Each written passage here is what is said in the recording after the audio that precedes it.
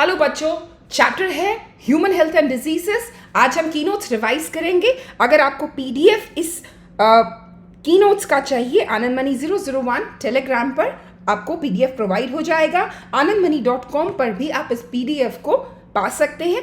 And किसी भी तरह का कोई क्वेरी है, हमारे साथ जुड़िए इंस्टाग्राम पर आनंद_मणि16 पर। इंडियन आयुर्वेदा सिस्टम में और हिपोक्रेट्स, इन दोनों ने ही ह्यूमर्स पर बेस्ड, ह्यूमर का मतलब होता है फ्लूइड, ठीक है, स्टेट ऑफ हेल्थ को डिफाइन करा ह्यूमर के बेस पे। और इन्होंने कहा कि भाई जिस व्यक्ति के अंदर, जो पर्सन है जिसके साथ ब्लैक बाइल जो है, जिस पर्सन के साथ एसोसिएटेड है, ऐसी जिस तरह की उस पर्सन की पर्सनालिटी है जिसमें ब्लैक बाइल जो है मौजूद है, उसे फीवर होने के पूरे आसार हैं। खैर, डेवलपमेंट और हुई आगे, साइंटिफिक डेवलपमेंट, जैसे ब्लड सर्कुलेशन के बारे में पहली बार डिस्कवर करा विलियम हार्वे ने। डेफिनेशन देखें हेल्थ की तो सोशल, फिजिकल, मेंटल, तीनों ही एस्पेक्ट्स को, हेल्थ की ओवरऑल स्टेट को डिफाइन करने के लिए तीनों पैरामीटर्स को रखा गया है। अगर किसी भी तरह से कुछ चेंजेस लाइफस्टाइल में, हैबिट्स में हो, या इन्फेक्शन की वजह से, या किसी भी आदत के चलते यदि उनमें चेंजेस आता है तो हेल्थ पर डायरेक्ट इफेक्ट पड़ता है। और आपका माइंड जो है वो स्ट्रांगली, क्योंकि हमने हेल्थ की डेफिनेशन में देखा दैट मेंटल जो स्टेट है that is very important for the entire health. Disease को हम कहेंगे वो स्टेट जहां पर ऑर्गन या ऑर्गन सिस्टम जो है शरीर के, वो एडवर्सली इफेक्ट हो जाते हैं और उनकी फंक्शनिंग पर इफेक्ट पड़ता है। ऐसी स्टेट जो है उसे डिजीज कहते हैं। इन्फेक्शियस डिजीज वो डिजीज होती है जो ट्रांसमिट हो जाती है एक व्यक्ति से दूसरे में, और नॉन इन्फेक्शियस ट्रांसमिसेबल नहीं होती है। पैथोजेंस वो ऑर्गेनिज्म है जो डिजीज को कॉज करने वाले होते हैं। बैक्टीरियल डिजीज के अंदर टाइफाइड है, जिसे साल्मोनेला टाइफी नाम का जो बैक्टीरिया है वो कॉज करता है। कैसे आती है? फूड और कंटामिनेटेड जो वाटर है उसके थ्रू आती है, और स्मॉल इंटेस्टाइन में ये बैक्टीरिया एंटर करके और ऑर्गन्स में माइग्रेट हो जाता है ब्लड की मदद से। फीचर्स को देखिए जो टाइफाइड में है, हाई फीवर है, वीकनेस है, पेट में दर्द, कॉन्स्टिपेशन, हेडेक और भूख नहीं लगना है। विडाल वो टेस्ट है जिसकी मदद से हम टाइफाइड का पता लगा सकते हैं। कई बार टाइफाइड के अंदर इंटेस्टीन जो है उसमें परफोरेशन भी देखने के लिए मिलता है, इवन जो डेथ होती है वो हो जाती है। दूसरी बैक्टीरियल डिजीज है निमोनिया, जिसे स्ट्रेप्टोकोकस निमोनी और हीमोफिलस इन्फ्लुएंजा, ये दोनों ही बैक्टीरिया निमोनिया कॉज कर सकते हैं। समस्या क्या होती है? समस्या आती है लंग के एल्वियोलाई में। एल्वियोलाई के अंदर फ्लूइड भर जाता है, जिस वजह से रेस्पिरेशन, श्वास संबंधी जो तकलीफें हैं वो हो जाती हैं।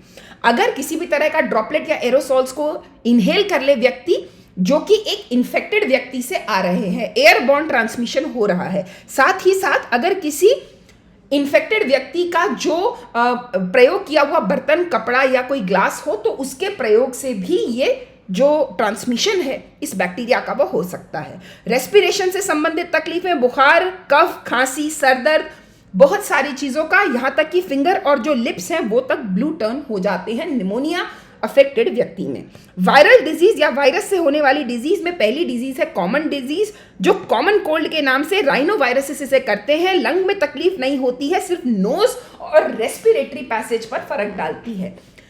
ट्रांसमिशन की बात करें, ड्रॉपलेट्स को अगर कोई व्यक्ति इनहेल कर ले, ठीक है, जो थूक के कण निकल रहे हैं एक इन्फेक्टेड व्यक्ति के मुंह से, अगर उनको कोई इनहेल कर ले तो उसे संक्रमण हो सकता है। कंटामिनेटेड ऑब्जेक्ट पर भी अगर इस तरह के ड्रॉपलेट गिरे हो, कोई उनके संपर्क में आए, तो इस तरह की तकलीफ जो वायरल इन्फेक्शन है उसको भी फैल सकती है।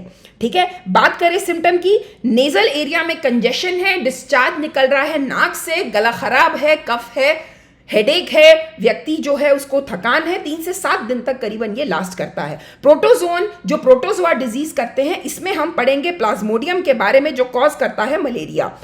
3 स्पीशीज के नाम आपको दिए हैं, वाइवैक्स, मलेरिया और फैल्सीपेरम। तीनों ही प्लाज्मोडियम की 3 स्पीशीज हैं, जिसमें से जो मैलिग्नेंट टाइप है वो है प्लाज्मोडियम फैल्सीपेरम। कौन फैलाता है? एनोफिलीज फैलाता है। हीमोजोइन एक टॉक्सिन होता है जो रिलीज करता है प्लाज्मोडियम, जिसकी वजह से चिल्स फील होते हैं और बुखार आता है, जो करीबन 3 से 4 दिन के अंतराल में देखने के लिए मिलता है। अगर डायग्राम की बात करें, सबसे पहले बाइट कर रहा है जो मस्कीटो है, फीमेल एनोफिलीज है, स्पोरोजोइट नाम की जो इन्फेक्टेड स्टेट है ये लिवर में जाके और लिवर के बाद फिर ये लिवर में जाके एसेक्सुअली मल्टीप्लाई करती है, लिवर सेल्स को बर्स्ट करते हुए बाहर निकलती है, जाती है, फिर आरबीसी पे अटैक करती है।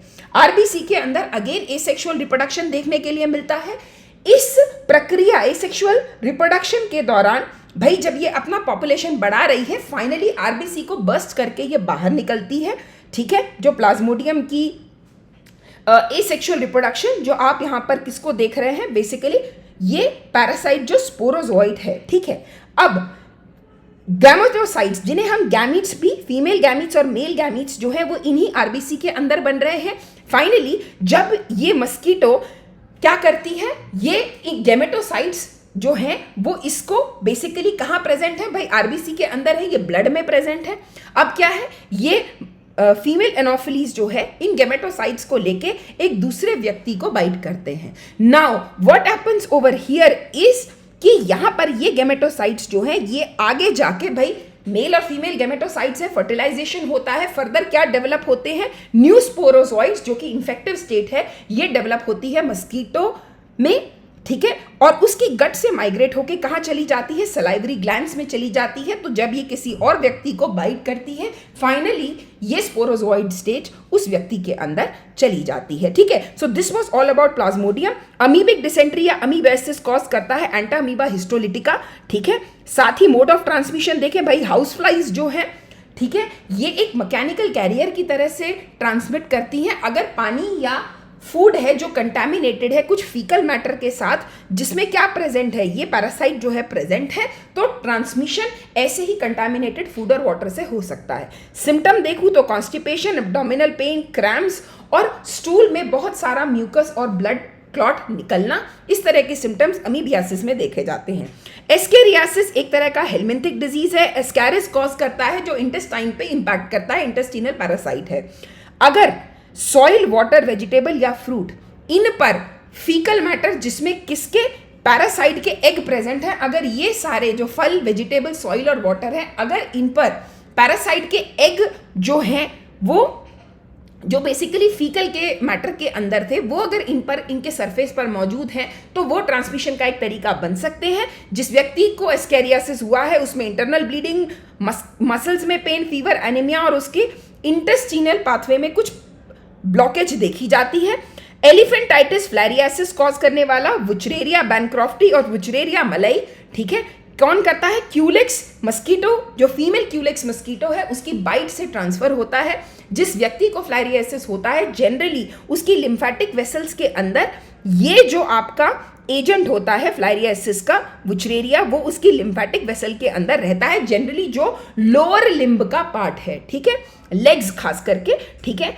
क्रॉनिक इन्फ्लेमेशन कॉज करता है डिफरेंट ऑर्गन्स के अंदर, जहां पर ये बहुत सारे समय तक के लिए, बहुत सारे सालों तक के लिए रह सकता है। लिम्ब और जेनिटल ऑर्गन जो हैं उनके अंदर डिफॉर्मेशन भी कॉज करता है। फंगल डिजीज की बात करूं तो माइक्रोस्पोरम, ट्राइकोफाइटॉन एंड एपिडर्मोफाइटॉन जो है ये क्या करते हैं, ये रिंग वर्म डिजीज जो है उसे कॉज करते हैं। फंगल डिजीज है जो ग्रोइन और टोज के बीच में जो एरिया है उसको अफेक्ट करती है। अगर व्यक्ति जो है उसका जो कि प्रभावित है इन 3 पैथोजन के इन्फेक्शन से, उसका यूज किया हुआ कोई कपड़ा या क्लॉथ या कोम्ब आप यूज करते हैं या कोई भी प्रयोग करता है तो चांस हो सकता है, या फिर सॉइल से भी जो इस तरह का ट्रांसमिशन है वो हो सकता है। और सिम्टम देखोगे, ड्राई स्केली लीजन, ये बेसिकली डायग्राम में जो आप देख रहे हैं, this is a kind of ring worm infection जो स्किन पर, नेल पर, स्कैल्प पर, कई जगह पर हो सकता है। इस तरह की बीमारियों से बचने के लिए सबसे पहले सफाई रखें शरीर की, पानी पिएं साफ, अच्छा खाना खाएं, प्रॉपरली वेस्ट को डिस्पोज ऑफ करें, सफाई करें, डिसइंफेक्शन करें पूल और टैंक्स का। इन्फेक्टेड व्यक्ति के साथ खास करके जो एयरबॉर्न डिजीजेस हैं, ठीक है, जैसे हमने निमोनिया देखा, ठीक है, इस तरह की या राइनो वायरस इन्फेक्शन देखा, ठीक है, इस केस में इन्फेक्टेड व्यक्ति के साथ जो कांटेक्ट है अवॉइड करें और बाकी बेसिक हाइजीन को पर्सनल और पब्लिक दोनों में ध्यान रखें। पानी को जमने ना दें, रेगुलर क्लीनिंग करें, अपने कूलर्स की मस्कीटो नेट को यूज करें, इंसेक्टिसाइड्स को स्प्रे करें और गैम्बूजिया को पॉन्ड में इंट्रोड्यूस करके, ये लार्विवोरस फिश है जो बेसिकली मस्कीटो के जो लार्वा है उन्हें खा जाती है। और खिड़की और जो दरवाजे हैं उनको मेश से कवर करके रखें। बहुत सारी जो वेक्टर बॉर्न डिजीज है, मलेरिया, फ्लाइरियासिस, डेंगू और चिकनगुनिया, उनसे बचा जा सकता है इन चीजों के चलते।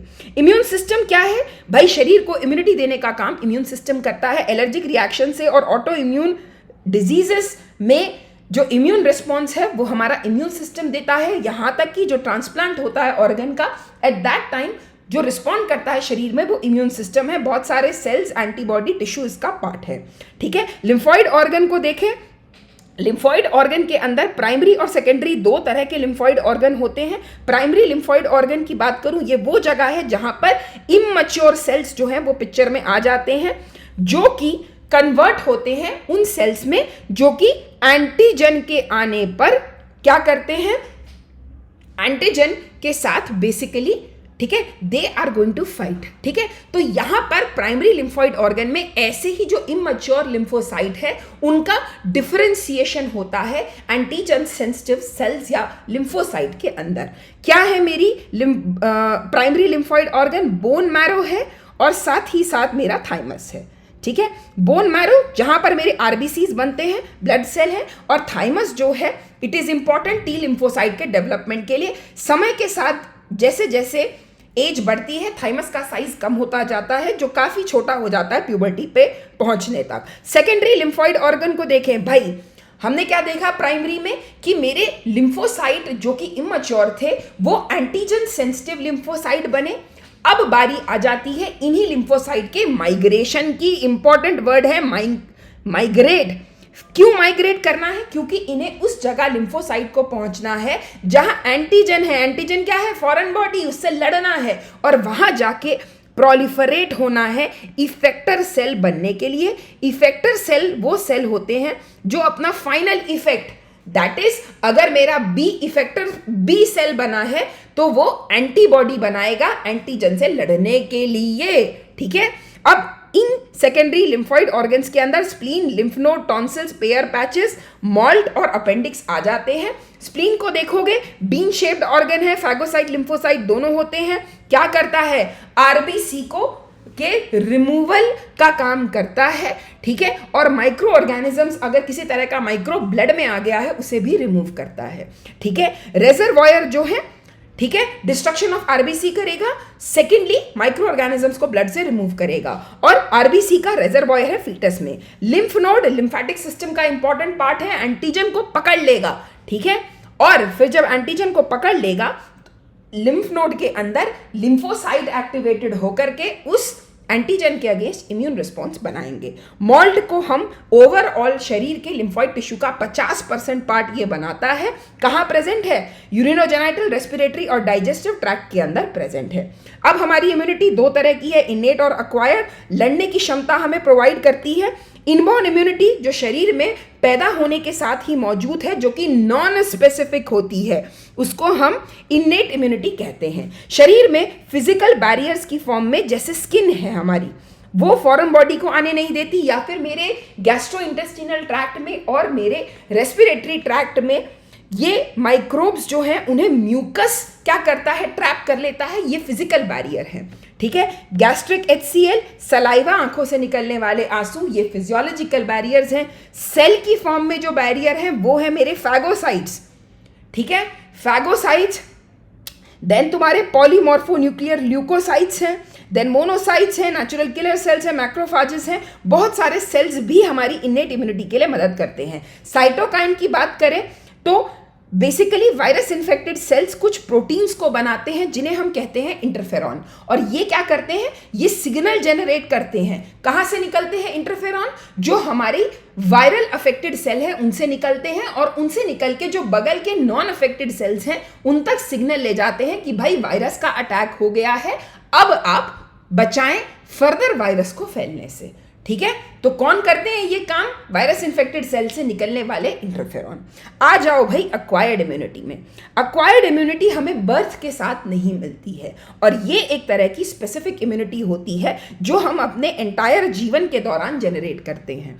ठीक है, सबसे बड़ा इंपॉर्टेंट फीचर है मेमोरी, यानी अगर पहली बार शरीर एंटीजन से मिला है, एंटीजन का अटैक हुआ है, तो वो एक छोटा रिस्पॉन्स, ठीक है, धीरे धीरे एक लो इंटेंसिटी एक प्राइमरी रिस्पॉन्स को बनाता है, ठीक है, ठीक है। कुछ सेल्स प्राइमरी रिस्पॉन्स में बनते हैं जो आगे चल के मेमोरी देने का काम करते हैं। अब दोबारा अगर इसी एंटीजन ने फिर से शरीर में प्रवेश करा तो क्या करेगा, सेकेंड एनकाउंटर के टाइम पे वो एक सेकेंडरी रिस्पॉन्स बनाएगा जो प्राइमरी के कंपैरिजन में बहुत हाई इंटेंसिटी का होगा, ठीक है। किसकी मदद से एक्वायर्ड इम्यूनिटी होगी, बी लिम्फोसाइट और टी लिम्फोसाइट, इन सेल्स की मदद से मेरी प्राइमरी सेकेंडरी इम्यून रिस्पॉन्स या ओवरऑल मेरी जो एक्वायर्ड इम्यूनिटी है उसके अंदर ये दोनों ही बी लिम्फोसाइट और टी लिम्फोसाइट हीरोज की तरह से एक्ट करते हैं। बी सेल क्या करते हैं, एंटीबॉडी बनाते हैं, और टी सेल क्या करते हैं भाई, इन्हीं बी सेल की मदद करते हैं। ये डायग्राम मेरी एंटीबॉडी का है, ये एंटीजन बाइंडिंग साइट्स है,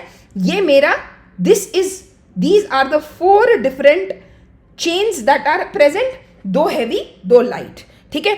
अक्वायर्ड इम्यून रिस्पॉन्स की बात करूं तो इसमें ह्यूमोरल और सेल मीडिएटेड 2 तरह के रिस्पॉन्स हमें पढ़ने हैं। ह्यूमोरल का मतलब होता है जो एंटीबॉडी की मदद से रिस्पॉन्स दिया जाता है, वो एंटीबॉडी जो ग्लाइकोप्रोटीन है मेरे प्लाज्मा में प्रेजेंट है, इसीलिए इसे हम ह्यूमोरल, ह्यूमर का मतलब है फ्लूइड, तो फ्लूइड में एंटीबॉडी, ब्लड में एंटीबॉडी प्रेजेंट है, इसीलिए ह्यूमोरल इम्यून रिस्पॉन्स कहते हैं। सेल मीडिएटेड इम्यूनिटी वो होती है जो सेल्स की मदद से है, जैसे टी लिम्फोसाइट्स जो हैं इनकी मदद से।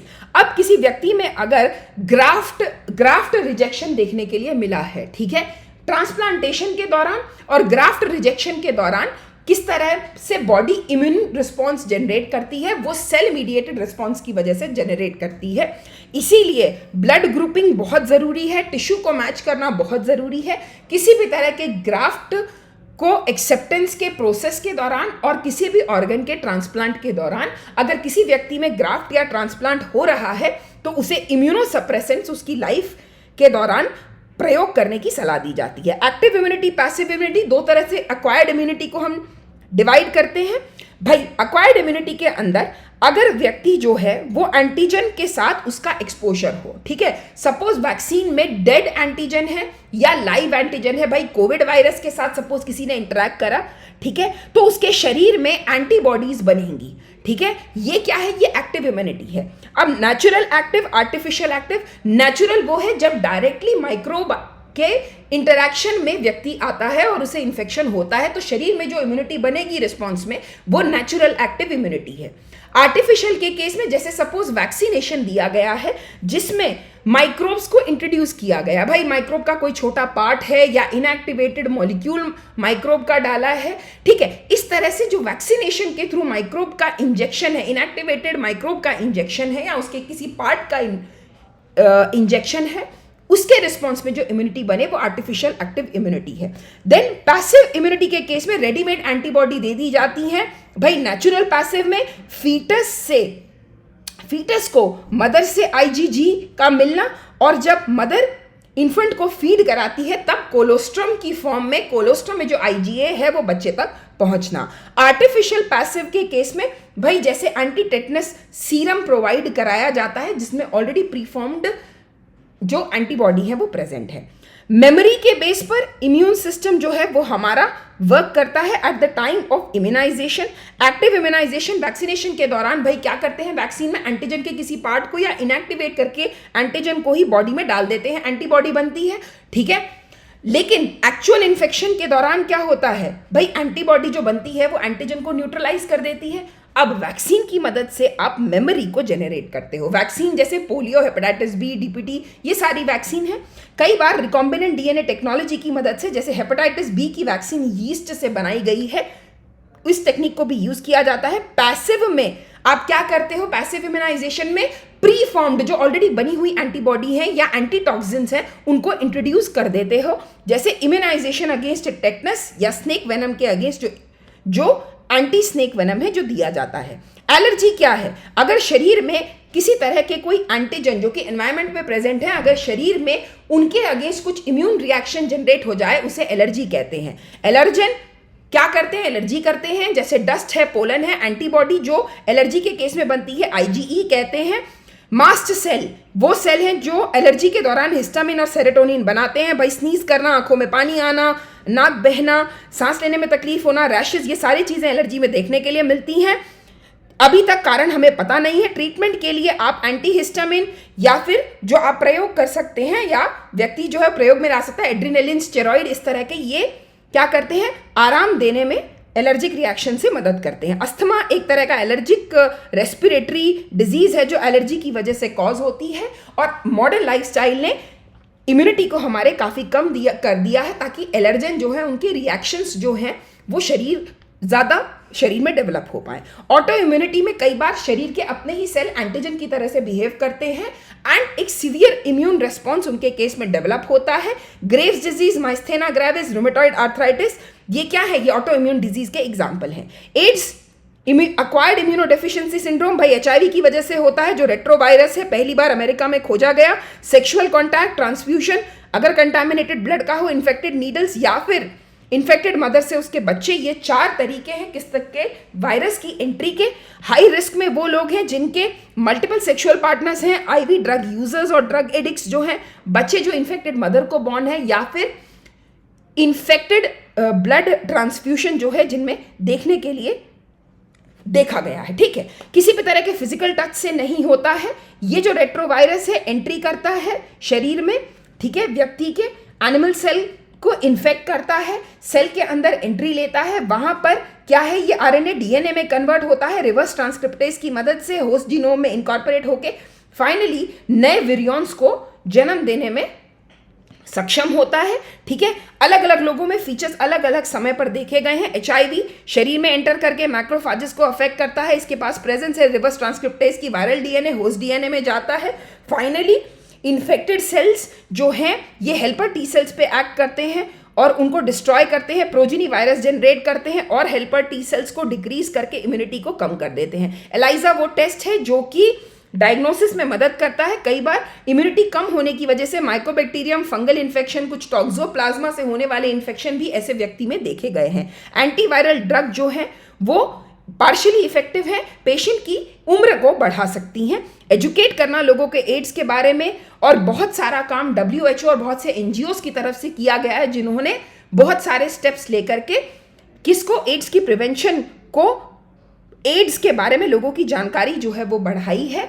डिस्पोजेबल निडल्स और सिरिंजेस का प्रयोग, रेगुलर चेकअप जिन लोगों को जो कि HIV से संक्रमित है, ठीक है, और साथ ही साथ जो ब्लड है उसकी प्रॉपर जांच जिसे ब्लड बैंक से लिया जा रहा है। कैंसर के बारे में बात करें तो कैंसर क्या है, एबनॉर्मल अनकंट्रोल्ड ग्रोथ जब सेल्स की हो जाए उसको वो कैंसरस सेल में जो होते हैं वो कन्वर्ट हो जाते हैं।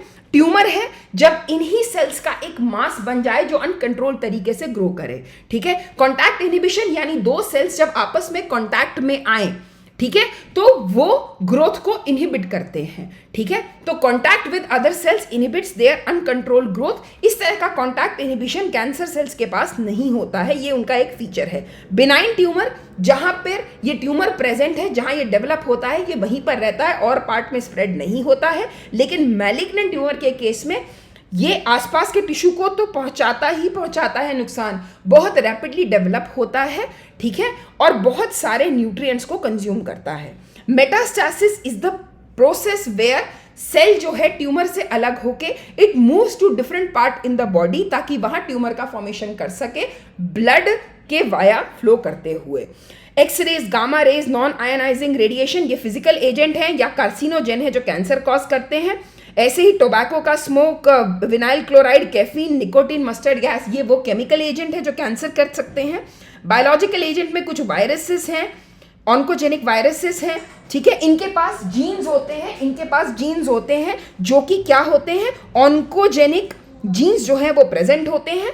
ठीक है, कैंसर की डिटेक्शन और डायग्नोसिस को देखें तो बायोप्सी सैंपल लिया जा सकता है जिसमें एक सस्पेक्टेड टिश्यू जिसमें कैंसर होने का चांस है उसको स्टडी किया जाता है माइक्रोस्कोप के अंदर। रेडियोग्राफी, CT और MRI का प्रयोग किया जाता है, स्कैन्स की मदद से डिटेक्शन में आसानी होती है। मॉलिक्यूलर बायोलॉजी टेक्निक में हम लोग जीन्स को स्टडी करते हैं, साथ ही साथ कई एंटीबॉडीज का भी प्रयोग होता है कुछ कैंसर के डिटेक्शन, कुछ जीन्स के डिटेक्शन में। रेडियोथेरेपी को देखें तो यहाँ रेडिएशन की मदद से ट्यूमर सेल्स को किल किया जाता है। कीमोथेरेपी में कुछ केमिकल ड्रग्स की मदद से ट्यूमर जो है उसको बढ़ने से रोका जाता है। इम्यूनोथेरेपी की बात करें तो पेशेंट के अंदर इम्यून सिस्टम को एक्टिवेट किया जाता है, ठीक है, ताकि कुछ ट्यूमर की किलिंग जो है, ट्यूमर को जो डिस्ट्रक्शन है वो हो सके और सर्जरी करके टिश्यूज को जो कैंसर से रिमूव किया जाता है। अब ओपॉइड्स, कैनाबिनॉइड्स, कोका अल्कोलॉइड्स के बारे में देखते हैं। ये कहाँ बाइंड करते हैं? सीएनएस और गैस्ट्रोइंटेस्टिनल ट्रैक्ट में। एग्जांपल है मॉर्फिन, हेरोइन और ब्राउन शुगर। किससे मिलेगा मॉर्फिन? पैपेवर सोमनीफेरम से। पेन किलर और सेडेटिव है, सर्जरी में यूजफुल है। हेरोइन है, ब्राउन शुगर कहते हैं, ये बेसिकली स्नॉट और इंजेक्शन की मदद से लिया जाता है। डिप्रेस कर देता है बॉडी के जो फंक्शंस हैं उन्हें स्लो डाउन कर देता है। कैनाबिनॉइड, इनके रिसेप्टर ब्रेन में होते हैं। इनहेलेशन और ओरल इंजेक्शन की वजह से लिया जाता है इन्हें। कैनबिस सटाइवा से मिलते हैं, उसके प्लांट फ्लावर ड्रॉप्स और इन्फ्लोरेसेंस का बहुत सारा पार्ट है। ये बेसिकली कार्डियोवास्कुलर सिस्टम पे एक्ट करते हैं और कुछ स्पोर्ट्स पर्सन इन्हें रॉन्गली भी उन्होंने यूज करा है। Coca alkaloid Erythroxylum Coca plant जो है उससे मिलते हैं। ये क्या करते हैं? डोपामिन जो न्यूरोट्रांसमीटर है उसके ट्रांसपोर्ट को ऑल्टर करते हैं, उसमें इंटरफेयर करते हैं। कोकेन को भी स्नॉटिंग से लिया जाता है। ये बेसिकली यूफोरिया और एनर्जी को इंक्रीज कर देता है। धतूरा और अट्रोपा बेलेडोना भी जो है ये भी एक तरह के हेलोसिनोजेनिक प्लांट्स हैं। एलएसडी को देखें, बार्बिचुरेट्स, एम्फेटामिन, बेंजोडायजापीन्स, ये सारे के सारे बेसिकली मेडिसिन की तरह से यूज किए जाते हैं जहां पर कुछ मेंटल डिसऑर्डर्स को देखा जाता है। सो इंसोम्निया और डिप्रेशन के केस में इन्हें यूज किया जाता है। स्मोकिंग, बेसिकली टोबैको को स्मोक करते हैं, च्यू करते हैं या फिर स्नफ की तरह से भी यूज करते हैं। उसमें क्या प्रेजेंट है? निकोटीन प्रेजेंट है। ये एड्रीनल को स्टिमुलेट करके किसे, एड्रीनलिन और नॉर एड्रीनलिन को बढ़ा देता है, ठीक है, उनके रिलीज को स्टिमुलेट कर देता है, जिसकी वजह से हार्ट रेट और बीपी जो है वो हो जाता है, ठीक है, बढ़ जाता है। स्मोकिंग क्या करता है? कार्बन मोनोऑक्साइड के कंटेंट को ब्लड में बढ़ा के रिड्यूस कर देता है, ऑक्सी हीमोग्लोबिन को। एडोलेसेंस क्या है? वो पीरियड है, वो प्रोसेस है जहां बच्चा जो है वो मैच्योर बनता है अपने एटीट्यूड में, अपने एक्शंस में, अपनी बिलीव्स में और सोसाइटी में पार्टिसिपेट करता है। जनरली 12 से 18 साल की एज जो है, जो चाइल्डहुड और अडल्टहुड को लिंक करती है, वो एडोलेसेंस में आती है। बहुत सारे तरह की क्यूरियोसिटी है, एक्सपेरिमेंटेशन है, एक्साइटमेंट है, या फिर प्रॉब्लम उसको हो रही है लोगों को फेस करने में, स्ट्रेस है, या फिर अखबारों से, टीवी और टेलीविजन और मूवीज, या फिर वो पीयर प्रेशर झेल नहीं पा रहा है, फैमिली की तरफ से प्रेशर है। ये सारे वो कारण है जिस वजह से व्यक्ति जो है वो ड्रग या अल्कोहल का यूज करने लगता है एक्सेसिवली। एडिक्शन और डिपेंडेंस दो फिनोमेनन है। क्या है एडिक्शन? जब एक साइकोलॉजिकल अटैचमेंट हो जाती है ड्रग के या अल्कोहल के साथ, उसे एडिक्शन कहते हैं। डिपेंडेंस है, टेंडेंसी है बॉडी की जो कि दिखती है जब किसी पर्टिकुलर ड्रग का विड्रॉल होता है या अल्कोहल का कुछ विड्रॉल सिम्टम्स जो हैं वो जनरेट होते हैं जब एक पर्टिकुलर ड्रग या अल्कोहल को रैंडमली डिसकंटिन्यू कर दिया जाता है। अब व्यक्ति के वायलेंट होने के पीछे, रेकलेस बिहेवियर के पीछे, ठीक है, इवन उसकी हेल्थ खराब होने के पीछे, कोमा और डेथ तक की सिचुएशन आने के पीछे, हार्ट फेलियर है, हेमोरेजेस हैं, ठीक है, यहां तक कि डेथ जो है, इस तरह की चीजें अक्सर ड्रग या अल्कोहल अब्यूज की वजह से देखी जाती हैं। डैमेज उसके नर्व सिस्टम को, सोशल डिस्ट्रेस होना, बहुत सारे सोशल प्रॉब्लम्स का। और अगर प्रेग्नेंट वुमेन ड्रग्स या अल्कोहल को यूज करे तो फीटस पे अफेक्ट आता है। मिसयूज करना, सेक्सुअल ड्राइव का कम होना, इस तरह के फीचर्स आमतौर पर देखे गए हैं। वार्निंग साइन की फॉर्म में अगर ड्रग या अल्कोहल अब्यूज है तो व्यक्ति का एकेडमिक परफॉर्मेंस खराब होता है, उसका इंटरेस्ट कम हो रहा है, फ्लक्चुएशन है उसके वेट और भूख में, फैटीग है, लॉस ऑफ इंटरेस्ट हो गया है उसका, सोने में तकलीफ है, और बहुत सारे उसके रिलेशनशिप जो हैं उन पर, उसकी फैमिली के साथ there are many things that are getting affected. Males में डिफरेंट फीचर्स हैं और फीमेल्स में डिफरेंट फीचर्स हैं।